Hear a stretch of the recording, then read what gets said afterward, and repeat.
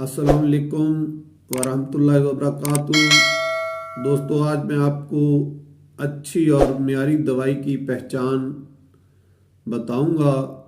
उसके अलावा ख़राब दवाई की अलामात भी आपको बताऊंगा। उम्मीद करता हूं कि इससे आपको काफ़ी इस्तिफ़ादा होगा। दवाई जब आप ख़रीदें तो उसकी शीशी को अच्छी तरह हिलाएं।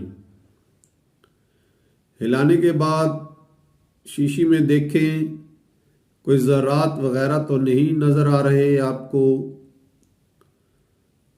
कोई मिट्टी वगैरह के ज़रात या कोई दीगर ज़रात तो नज़र नहीं आ रहे।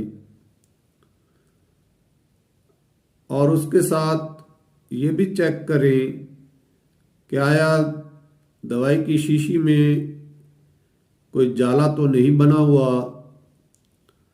अगर उस शीशी में दवाई में आपको ज़रात नज़र आए तो उस सूरत में उस दवाई को रिजेक्ट कर दें, इस्तेमाल ना करें। और जाला होने की सूरत में भी इस दवाई को इस्तेमाल ना करें। अच्छी और मियारी दवाई के लिए ज़रूरी है कि दवाई का लिक्विड बिल्कुल साफ सुथरा हो और उसमें किसी किस्म के ज़रात ना हो और ना ही कोई जाला हो।